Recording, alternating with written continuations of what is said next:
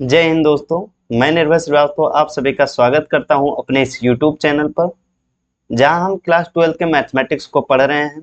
पिछले लेक्चर में हम प्रश्नावली 4.4 के जितने भी प्रश्न थे उन्हें कंप्लीट कर लिए थे। आज के लेक्चर में हम पढ़ेंगे आव्यूह के व्युत्क्रम द्वारा रैखिक समीकरण के निकाय का हल। ठीक, मतलब आव्यूह के इनवर्स की हेल्प से हम कैसे किसी रैखिक समीकरण यानी लीनियर इक्वेशन को हल करते हैं। ठीक, क्या होता है लीनियर इक्वेशन, ये हो सकता है आप जानते हो, नहीं जानते तो अभी थोड़ा सा बता देंगे। ठीक, तो ये कैसे हल करते हैं इस चीज को आज हम देखेंगे। और अगर आप कनेक्ट नहीं रहते हैं प्रॉपर लेक्चर से तो ये आपको लेक्चर बीच से अगर आप देख रहे हैं तो समझ में आने वाला नहीं है। इसीलिए आप इससे पहले वाला लेक्चर देखे रहिए और जितने भी हैं लेक्चर्स उन्हें देखकर इस वाले लेक्चर में बैठिए, जिससे आपको पूरा क्रिस्टल क्लियर हो। चलिए स्टार्ट करते हैं आज के लेक्चर को। हेडिंग हम डालेंगे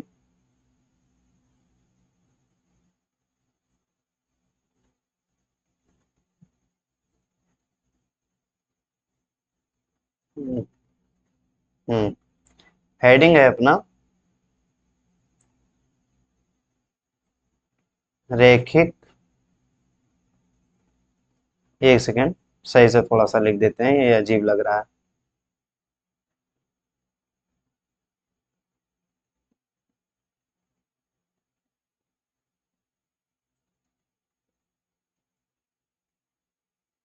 रैखिक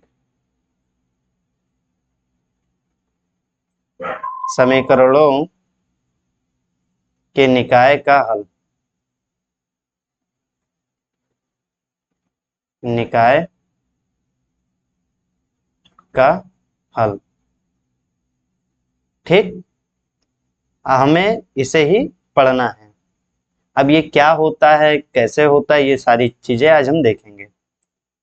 लीनियर इक्वेशन हम लिखते हैं, देख लीजिए लीनियर इक्वेशन क्या होता है। a1x plus b1y plus 7z is equal to d1 मान लेते हैं, पहला लीनियर इक्वेशन। दूसरा a2x b2y c2z is equal to d2, तीसरा भी मान लेते हैं a3 b3y और c3z is equal to d3। ये अपना 3 लीनियर इक्वेशन हो गया। रैखिक समीकरण उसे कहते हैं जिसमें x, y और z की घात 1 हो। घात मतलब पावर, तो यहाँ पर देखो सब एक है ना, पावर यहाँ भी एक और यहाँ भी पावर एक, मतलब जितने भी चर हैं उनके अब अगर पावर 1 है तो उसे हम रैखिक समीकरण कहते हैं। तो ये मान लीजिए हम 3 रैखिक समीकरण ले लिए, अब इसे हम आव्यूह रूप में बदलते हैं। ठीक, तो आव्यूह रूप में बदलने पर लिख देते हैं आव्यूह रूप में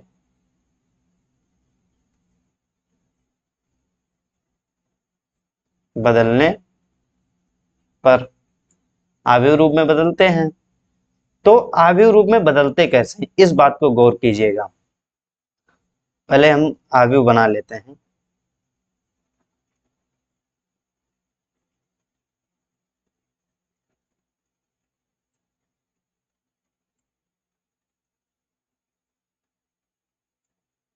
अब पहले स्तंभ में हम क्या रखेंगे, जितने x के गुणांक हैं।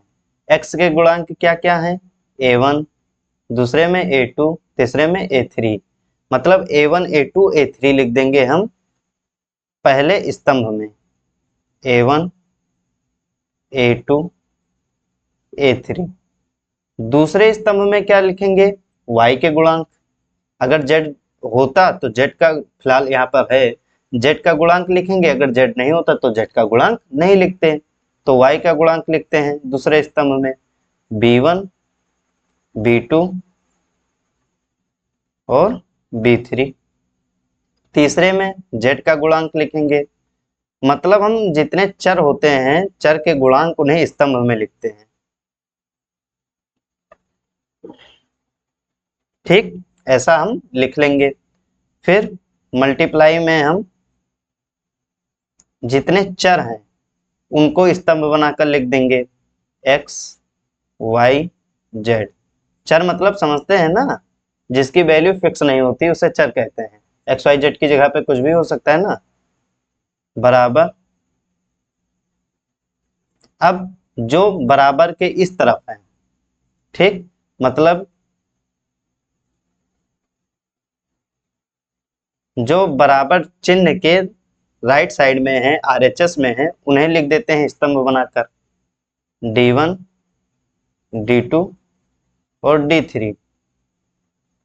असल में जब आप इनका और इनका गुणा करेंगे तो इसी तरह कुछ बन के आएगा। ठीक, तो ये तो लिखना हो गया कि आव्यूह रूप में हम लिखते कैसे हैं। आव्यूह रूप में बदल दिए। अब क्या करना है आगे, इसे हम बोलते हैं ए और इसे बोलते हैं एक्स। थोड़ा बड़ा बड़ा लिखते हैं।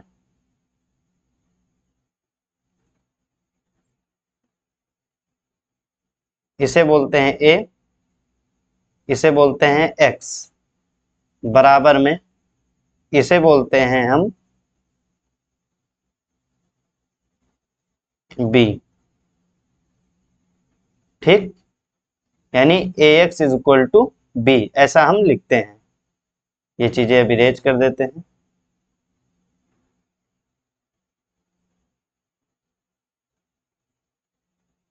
A X is equal to B के फॉर्म में हम लिख लिए।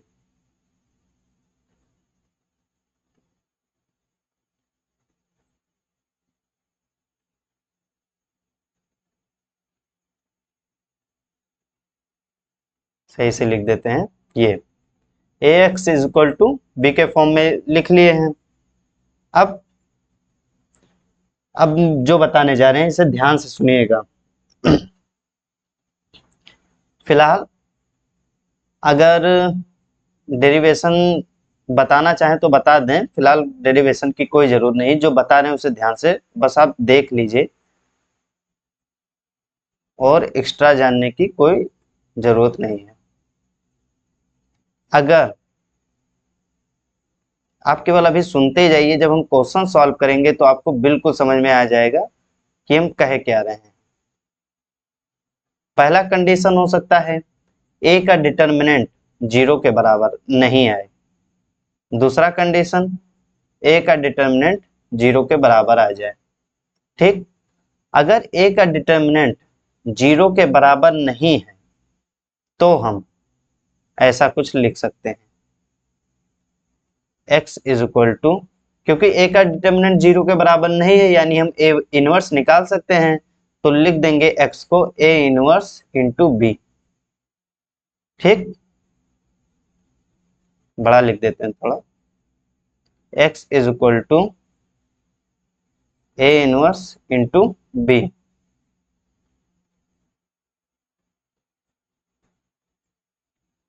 ऐसा हम लिख सकते हैं।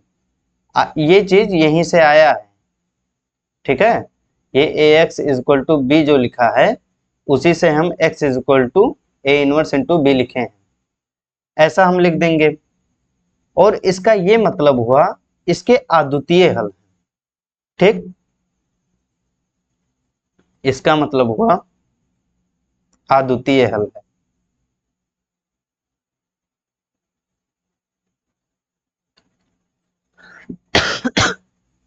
सॉरी,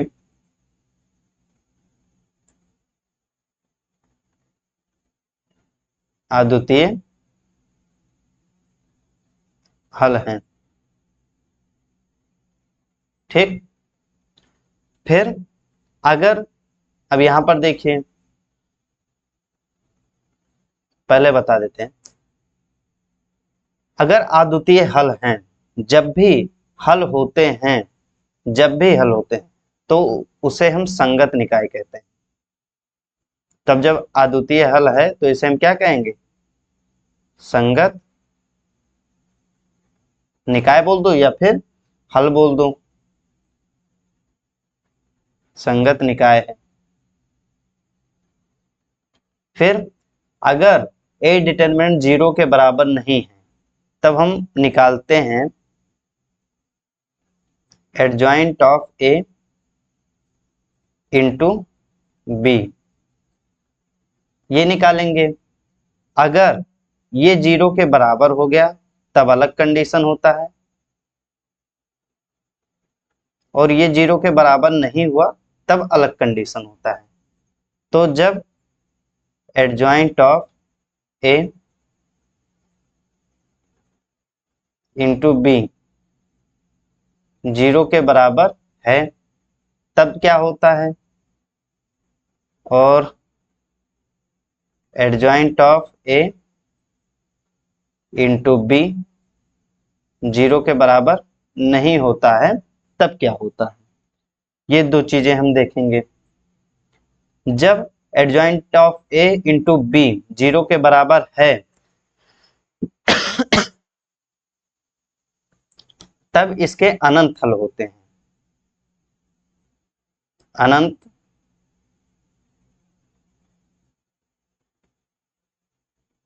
अनंत हल है। अब हम आपसे अभी बताए हैं जब भी हल निकलता है चाहे अनंत हल हो या अद्वितीय हल हो तो वो संगत निकाय होता है, तो ये भी संगत निकाय है। संगत निकाय।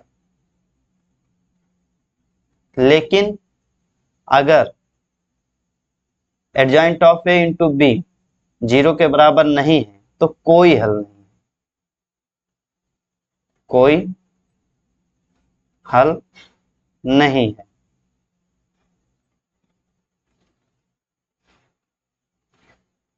ठीक, और जब कोई हल नहीं होता तो उसे हम असंगत कहते हैं, असंगत निकाय, असंगत निकाय। ठीक, फिर से हम रिपीट कर देते हैं सारी बातें। A X is equal to B के फॉर्म में हम लिख लेंगे। फिर ए का डिटर्मिनेंट निकालेंगे, अगर वो 0 के बराबर नहीं आया तो हम x is equal to A inverse into B लिख देंगे। मतलब हम ए इनवर्स निकाल सकते हैं, और जब ए इनवर्स निकाल सकते हैं तो वहां से हम x, y और z को सॉल्व कर लेंगे और हमें x, y, z का मान पता चल जाएगा, जिससे हम कह रहे हैं अद्वितीय हल है। अद्वितीय हल है मतलब संगत हल है। फिर अगर 0 के बराबर आ गया तब क्या होगा, तब adjoint of A into B निकालेंगे हम। पहले क्या निकालेंगे, adjoint of A into B.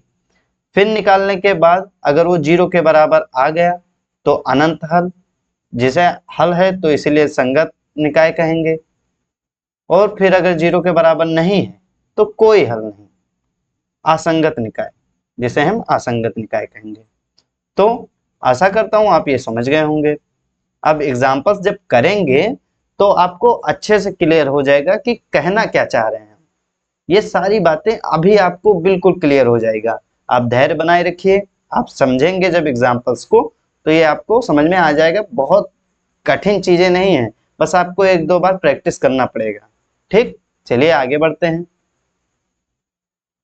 Examples देखें क्या कौन कौन से हैं।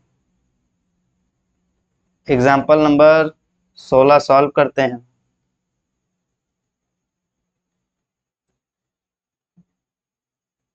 यही है,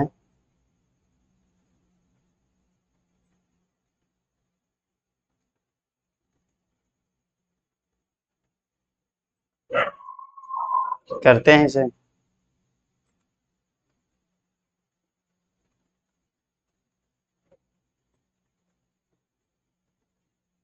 ठीक, ये अपना है उदाहरण नंबर 16। क्या कह रहा है उदाहरण, निम्नलिखित समीकरण निकाय को हल कीजिए। हल मतलब हमें एक्स वाई का मान निकालना है, लेकिन हाँ आप ये ध्यान रखेंगे यहाँ पर हमें आव्यूह का उपयोग करके निकालना है। मतलब हम आव्यूह के उपयोग से ही इसमें एक्स और वाई का मान निकालेंगे। कैसे निकालते हैं एक बार आप अच्छे से अगर समझ जाएंगे तो गारंटी वाली बात है कि आप बिल्कुल अच्छे से समझ जाएंगे सारे प्रश्नों को करना। ठीक, तो एक बार अच्छे से समझ लीजिए। अब हमें निकालना है x और y का मान। कैसे निकालेंगे? लिखेंगे हल। तो निकाय लिख लेते हैं क्या क्या है।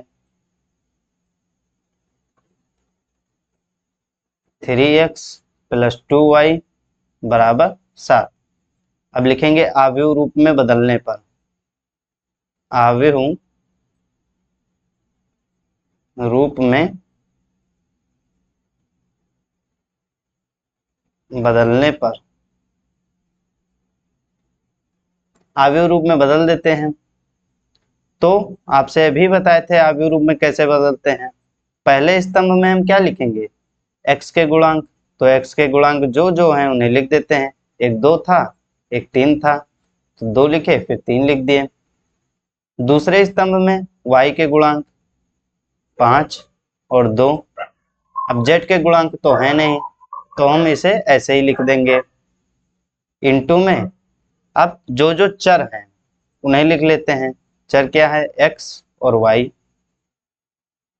बराबर में 1 और 7।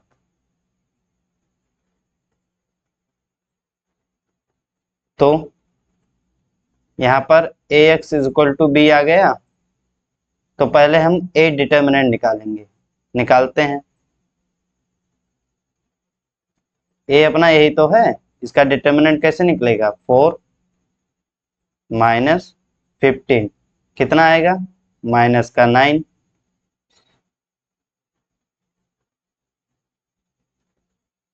सॉरी, माइनस का 11 आएगा।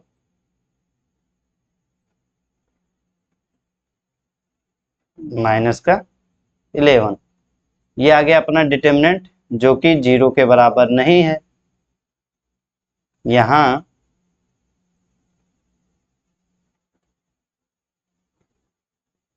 a determinant is not equal to 0, तो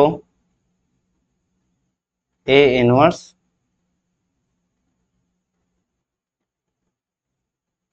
संभव है। a इनवर्स संभव है। अब हम लिखेंगे क्या? मतलब हम x और y का मान निकाल सकते हैं क्योंकि संगत हल है। तो निकालते हैं। लिखेंगे तो x = a inverse into b। ठीक। तो x = a इनवर्स कैसे निकालते थे? पिछले लेक्चर को ध्यान दीजिए। 1 डिटर्मिनेंट ऑफ a और एडजॉइंट ऑफ a इंटू में b। ठीक। तो x = 1 डिटर्मिनेंट ऑफ a कितना है भैया? माइनस का 11।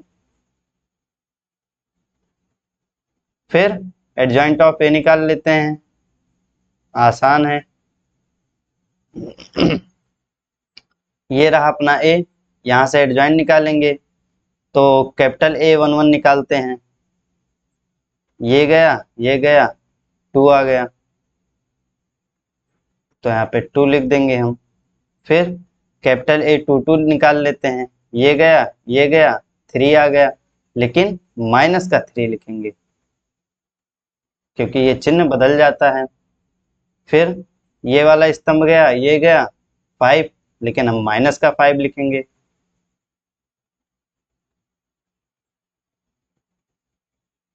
फिर कैपिटल A22 निकालते हैं। ये गया, ये गया, 2 बचा, 2 लिख देते हैं। इंटू b है। ये b लिखा है भैया, 8 नहीं लिखा है।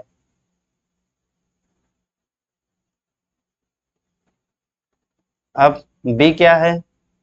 यहाँ पे b देखो क्या है? 1 और 7, 1 7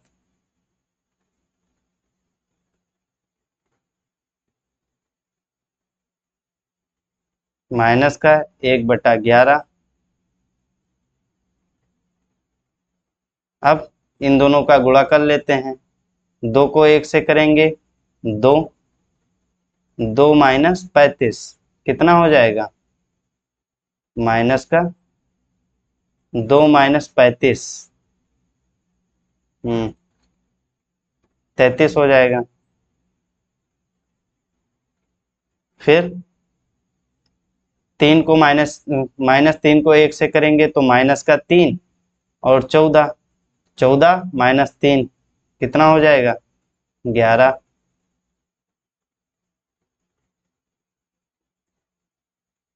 यानी x बराबर ये आ गया। अब इस x को हम जानते हो क्या लिखेंगे? यहाँ पर देखो x किसे बोले हैं? x और y को। तो आव्यूह रूप में x और y को लिख देते हैं हम। x और y ऐसा लिख दिए। इसे और सॉल्व करते हैं। -1/11 को जब अंदर ले जाएंगे तो ये हो जाएगा +3 और ये हो जाएगा -1। अब ये चीजें बाकी यहाँ पे लिख देते हैं क्योंकि नेक्स्ट स्लाइड पे भी जाना पड़ेगा, इसीलिए यहीं पे लिख देते हैं। संगत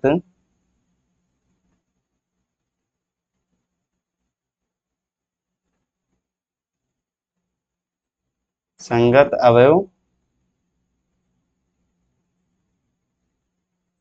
की तुलना करने पर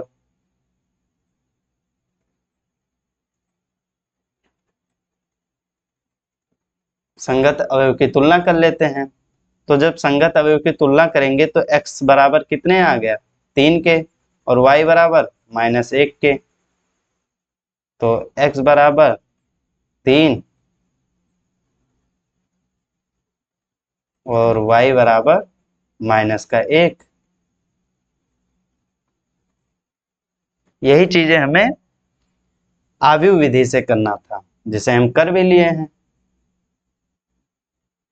तो आई होप आप समझ गए होंगे कैसे करना है ये चीजें।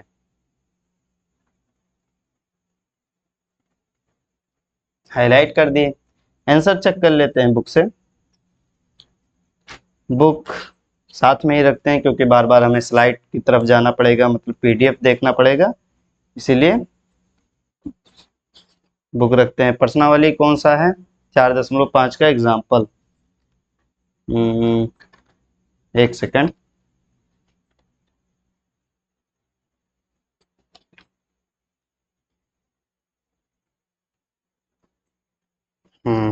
x बराबर 3 और y बराबर -1।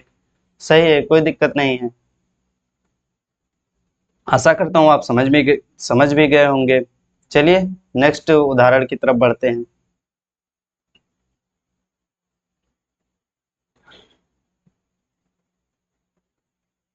उदाहरण नंबर 17 कॉपी कर लेते हैं इसे भी।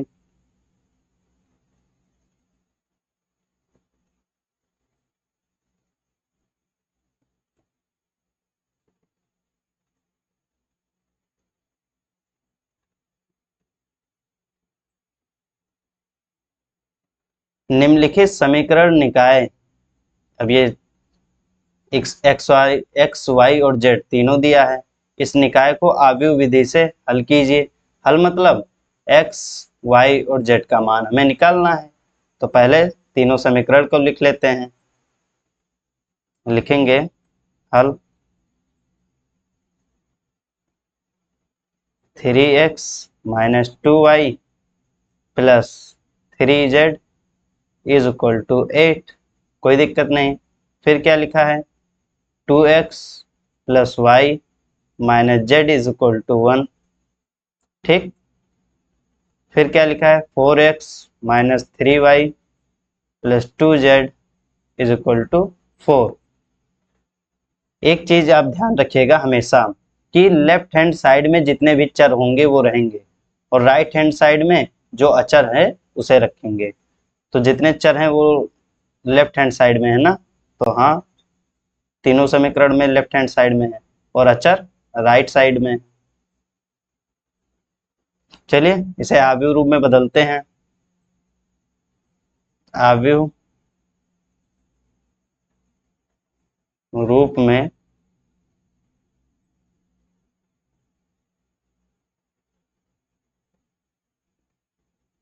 बदलने पर, ठीक, आव्यूह रूप में बदलते हैं। 3 2 4, फिर y के गुणांक माइनस का 2, 1 माइनस का 3, 3 माइनस का 1, यहाँ पे माइनस का 1 ही तो लिखा है, और ये 2। अब जो चर हैं उन्हें स्तंभ बनाकर लिख देंगे, x, y और z। बराबर में जो बराबर के इधर अचर हैं उन्हें लिख देंगे। क्या क्या है अचर में? 8, 1, 4।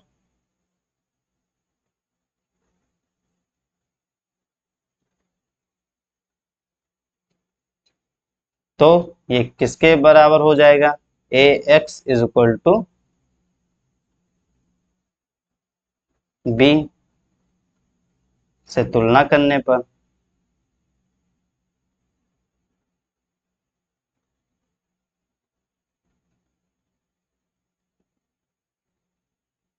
तो ए बराबर ये हो जाएगा और एक्स बराबर ये आव्यूह और बी बराबर ये आव्यूह हो जाएगा। ठीक, तो पहला काम हमारा क्या होता है? ए डिटर्मिनेंट निकालते हैं। तो ए डिटर्मिनेंट निकाल लेते हैं। इस आव्यूह का शारीरिक हम निकालते हैं, क्या होता है? 3, ये गया 2 -3, 2 -3, माइनस माइनस 2 प्लस का 2, इस वाले को लिखे हैं। ये स्तंभ, ये पंक्ति गया 4 माइनस माइनस 4 प्लस 4, तो 4 प्लस 4 प्लस 3, ये गया माइनस का 6 माइनस का 4, माइनस का 6 माइनस का 4 कितना हो जाएगा? माइनस का 10। ठीक, कोई दिक्कत होना नहीं चाहिए फिलहाल, कोई दिक्कत नहीं है इसमें। ये हो जाएगा माइनस का 3, ये हो जाएगा 16, ये 30, तो 33 माइनस 16 कितना हो जाएगा? 4, 4 20, तो ये 4 3 7 17 माइनस का 17। ठीक, जो कि 0 के बराबर नहीं है। ठीक है, समझ रहे हैं ना? 0 के बराबर नहीं है, तो हम लिखेंगे यहाँ determinant of A is not equal to 0, तो ए इनवर्स संभव है। तो हम क्या लिखेंगे अब? x is equal to A inverse into B. तो x is equal to A inverse कैसे निकालते हैं? 1 upon determinant of A adjoint of A into B. 1 upon determinant of A कितना है? माइनस का 17। अब एडजॉइंट ऑफ ए लिख लेते हैं।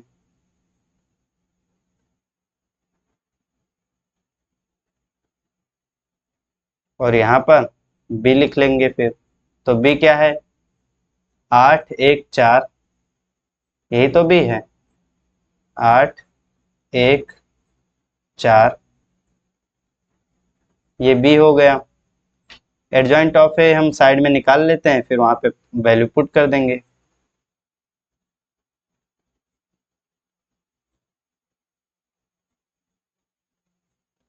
कैपिटल ए 1 1 निकालना है हमें, तो ये भूल जाएंगे, ये भूल जाएंगे। 2 2 माइनस 3 माइनस का 1, 2 माइनस 3 माइनस का 1 हो जाएगा। यहाँ पर हम माइनस का 1 लिख देंगे। फिर ये भूल जाएंगे, ये भूल जाएंगे। 4 माइनस माइनस प्लस 4 जो कि हो जाएगा 8, तो ये माइनस का 8 हो जाएगा। ठीक। फिर ये स्तंभ, ये पंक्ति भूल जाएंगे। माइनस का 6 माइनस का 4 माइनस का 10।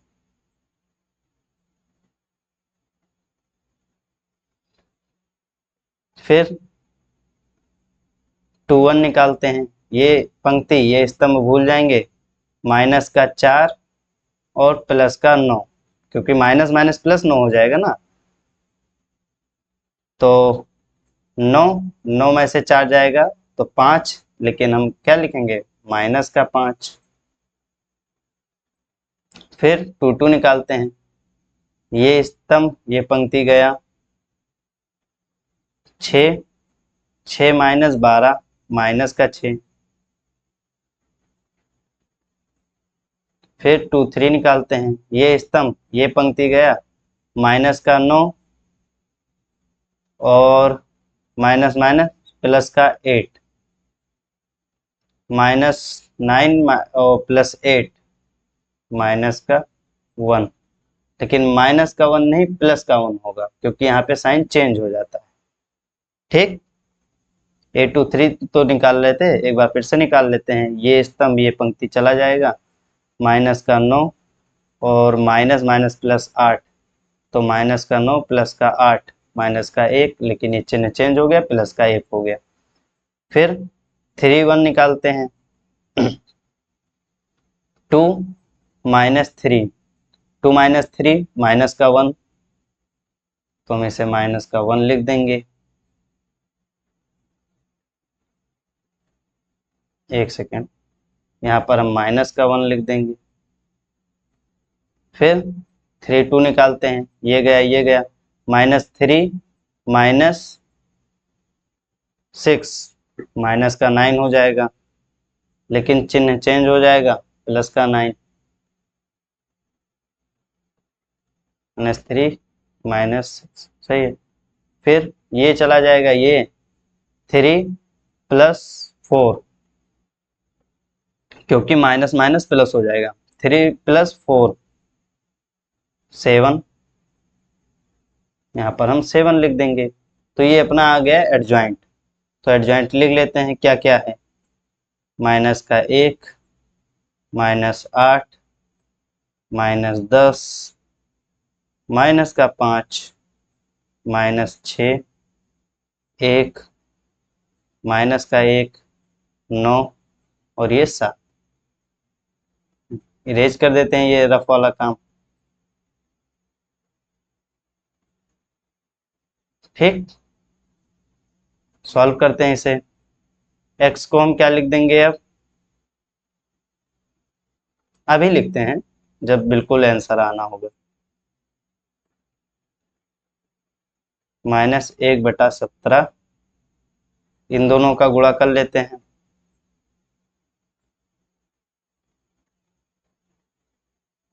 पहली पंक्ति को उठाएंगे, पहले स्तंभ से करेंगे।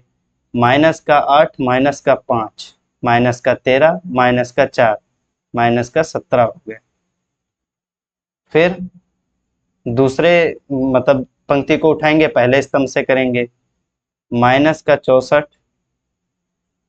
माइनस का 6 माइनस का 70 और फिर 9 को 4 से जब करेंगे तो हो जाएगा 36। तो घटाएंगे जब हम, तो ये आ जाएगा 29। एक सेकंड चेक कर लेते हैं। 64, 64 और 6 कितना हो जाएगा, 70 माइनस का 70 और ये हो जाएगा 36, तो 34 होगा, लेकिन हाँ माइनस का 34 होगा। ठीक। फिर -10 को 8 से गुणा करेंगे, माइनस का 80 और 1 प्लस का 1 प्लस का 28, यानी 29 घटाना है। तो यहाँ से जब 29 जाएगा तो हो जाएगा 51, लेकिन माइनस का 51। ये रफ वाला काम इरेज कर देते हैं। अब -1/17 को अंदर जब हम मल्टीप्लाई करेंगे तो ये कुछ ऐसा बनकर आ जाएगा, 1, 2 और 3। और लेफ्ट हैंड साइड में क्या क्या रहेगा, x, y, z। ठीक, लिखेंगे हम संगत अवयव की तुलना करने पर, तुलना करने पर करेंगे तुलना तो क्या आ जाएगा, x बराबर 1, y बराबर 2 और z बराबर 3। ये अपना आंसर आ गया। ठीक, तो आई होप समझ गए होंगे आप कैसे करना है ये चीजें। बस आपको समय लग सकता है एडजॉइंट निकालने में, तो आप प्रैक्टिस कर लेंगे तो आसानी से तेजी से आप निकाल लेंगे, कोई दिक्कत होने वाली नहीं है। फिलहाल एक बार हम रिकैप कर देते हैं। एक हमें निकाय दिया था, उसे हम पहले आव्यूह रूप में बदल लिए, आव्यूह रूप में ऐसे कुछ बदल लिए और उसे ax = b से तुलना किए। तो पहला काम हमारा होता है, हम डिटर्मिनेंट निकालते हैं। तो अगर वो 0 के बराबर नहीं है, ठीक, तो हम a इनवर्स बताएंगे कि संभव है। अब हम x = a inverse into b लिखेंगे, जिसमें हम सॉल्व करते चले जाएंगे और इस x को, ये वाला जो मैट्रिक्स बनेगा उसके संगत अवयव से तुलना कर कर हम x, y और z का मान निकाल लेंगे। ठीक, तो ऐसे ही करना होता है। अगले प्रश्न की तरफ बढ़ते हैं। समझ गए ना, आप जब एक दो बार प्रैक्टिस कर लेंगे आपको बहुत अच्छे से आ जाएगा। अभी एक्सरसाइज भी करेंगे हम, वो आ जाएगा। आप अभी केवल धैर्य बनाए रखिए और समझते जाइए। देखते हैं अगला एग्जाम्पल क्या है अपना।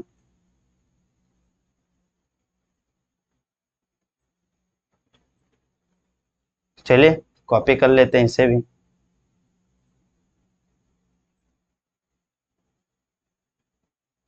ये लैंग्वेज वाला है, पहले हमें समीकरण इसमें बनवाएगा बस, और कुछ उसमें खास है नहीं। देखो पढ़ रहे हैं, इसमें कहा क्या गया है,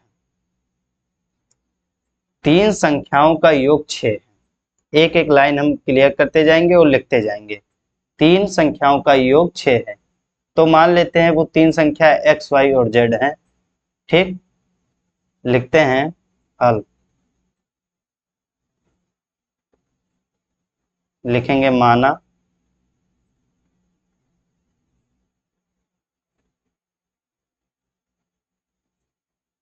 पहली संख्या, पहली संख्या x,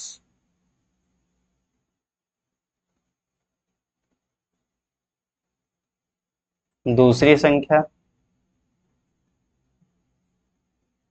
y और तीसरी संख्या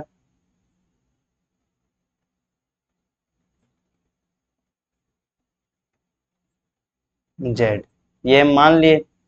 अब पहली लाइन में जो हाईलाइट किए हैं उसका क्या मतलब हुआ, 3 संख्याओं का योग 6 है, तो हम लिख देते हैं x + y + z।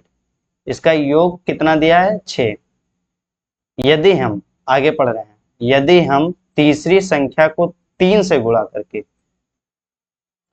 दूसरी संख्या में जोड़ दें तो हमें 11 प्राप्त होता है। तीसरी संख्या में 3 से गुणा करना है, मतलब z में 3 से गुणा करेंगे 3z प्लस उसमें दूसरी संख्या जोड़ देंगे, यानी y को जोड़ देंगे, y को जोड़ दिए तो कितना मिलता है, 11। ठीक, ये तो दूसरी बातें हो गई। फिर क्या बोल रहा है, पहली संख्या और तीसरी संख्या को जोड़ने से हमें दूसरी संख्या का 2 गुना प्राप्त होता है। यानी पहली संख्या और तीसरी संख्या को हम जोड़ेंगे, पहली संख्या क्या है? सॉरी, पहली संख्या क्या है? x प्लस तीसरी संख्या को जोड़ने पर x प्लस जेड, तो दूसरी संख्या का दोगुना प्राप्त होता है, यानी 2y मिलेगा। ठीक, इसका बीज गणितीय निरूपण कीजिए, मतलब इसे जो ये निकाय बना रहे हैं, इक्वेशन बनाना है और आव्यूह विधि से संख्याएं ज्ञात कीजिए, मतलब एक्स वाई और जेड का मान निकालना है। तो ये तो हो गया अपना समीकरण नंबर 1, ये हो गया समीकरण नंबर 2। आप समीकरण देख लीजिए, सही बना है। राइट साइड में अचर हैं और लेफ्ट हैंड साइड में बिल्कुल चर होंगे, सभी चर होंगे। तो 3z प्लस वाई सब चर है ना, लेकिन इस वाले में चर राइट साइड में है, तो पहले उसे इधर लेकर आते हैं। x minus 2y plus z is equal to 0, ये समीकरण नंबर 3 हो गया। ठीक, ये समीकरण नंबर 1, ये 2 और ये 3 हो गया। अब इसे आव्यूह रूप में लिख लेते हैं। आव्यूह रूप में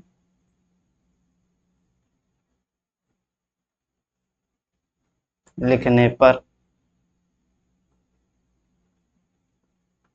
आव्यूह रूप में लिख लेते हैं। तो मैट्रिक्स बनाते हैं। पहले स्तंभ में हम x के गुणांक लिख देंगे, 1 3, और यहाँ पर कितना है? 1 है यहाँ भी। दूसरे स्तंभ में हम y के गुणांक लिख देते हैं, यहाँ पर y का मान 1, दूसरे में भी 1, तीसरे में -2, तीसरे में z का गुणांक लिख देते हैं, यहाँ पर 1, यहाँ पर तो z है ही नहीं तो हम 0 लिख देंगे, फिर यहाँ पर भी 1 है।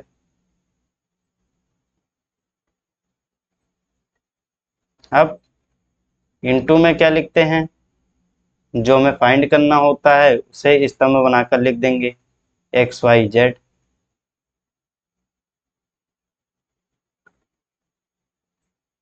बराबर में, एक सेकेंड, जो राइट साइड में है उन्हें लिखते हैं। तो क्या है? 6 11 6 11 और इधर 0।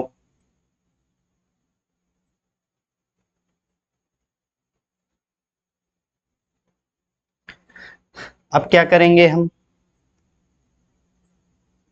इसकी तुलना हम ax is equal to B से करेंगे, ax is equal to B से तुलना करने पर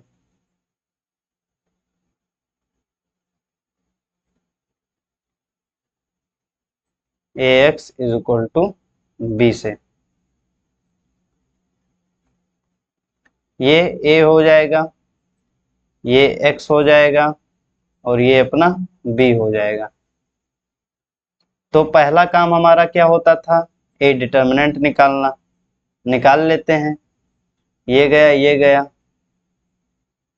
तो ये भी 1 माइनस 0 माइनस का 1, पहली पंक्ति के अनुदेश प्रसरण कर रहे हैं हम।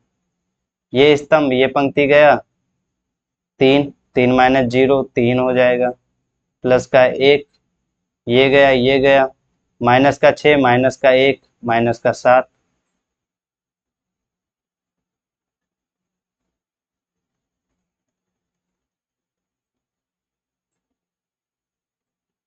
एक माइनस का 3 माइनस का 7, जो कि माइनस का 9 हो जाएगा।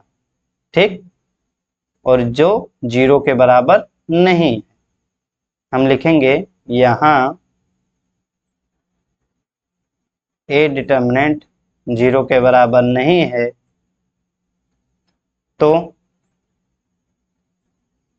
a इनवर्स संभव है।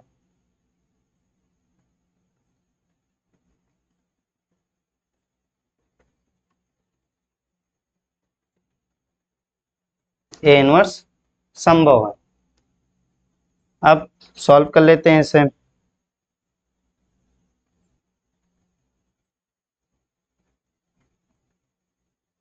लिखेंगे तो x is equal to A inverse into B, तो x is equal to 1 determinant of A और adjoint of A into B. ठीक, तो 1 डिटर्मिनेंट ऑफ ए कितना है, माइनस का 9। एडजॉइंट ऑफ ए निकाल लेते हैं।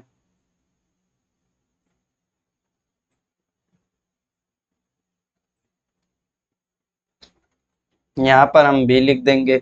b क्या है, 6 11 0।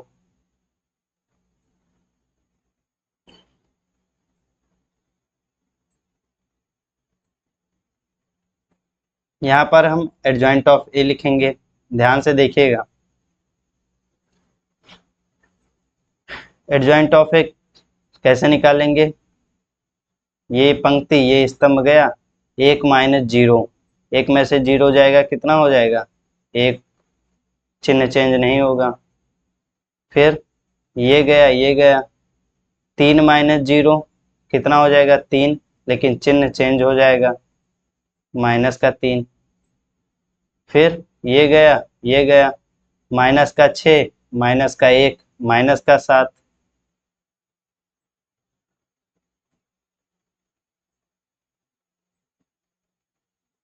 A21 ये गया, ये गया, 1 माइनस -2 मतलब +2 और 1 3 हो जाएगा, लेकिन चिन्ह चेंज हो जाएगा तो माइनस का 3। फिर ये गया, ये गया, 1 -1 0।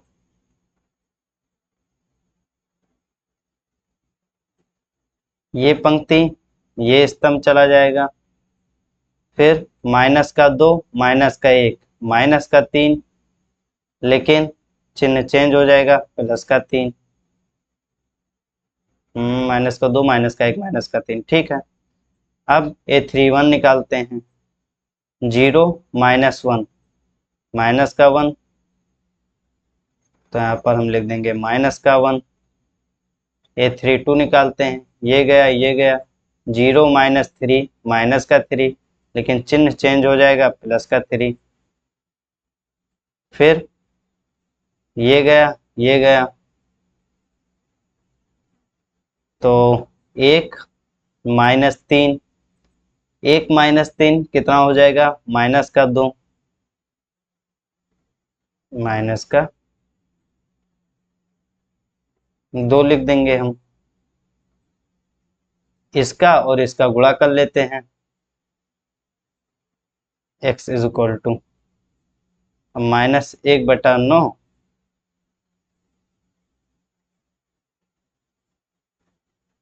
पहली पंक्ति का पहले स्तंभ से गुणा कर देंगे।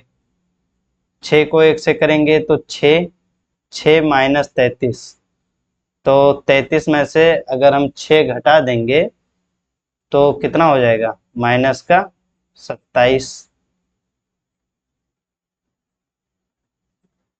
ठीक, हम -3 को 6 से करेंगे, माइनस का 18, और ये 0, ये भी 0 हो जाएगा, माइनस का 18। -7 को 6 से करेंगे तो माइनस का 42, और ये प्लस का 33, तो ये हो जाएगा माइनस का 8। ठीक,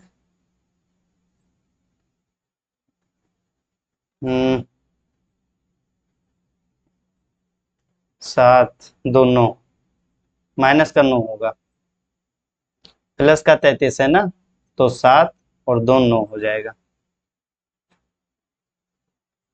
लेकिन माइनस का 9 हो जाएगा। अब x को हम क्या लिख देंगे,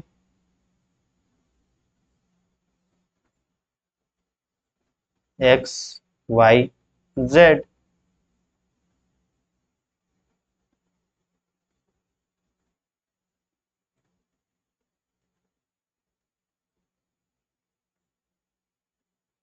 जब -1/9 को हम अंदर ले जाएंगे तो क्या बनेगा? ये 3 2 1। संगत अवयव की तुलना कर लेंगे। संगत अवयव की तुलना करने पर, संगत अवयव की तुलना जब करेंगे तो x बराबर 3, y बराबर 2 और z बराबर 1, ये आ गया अपना।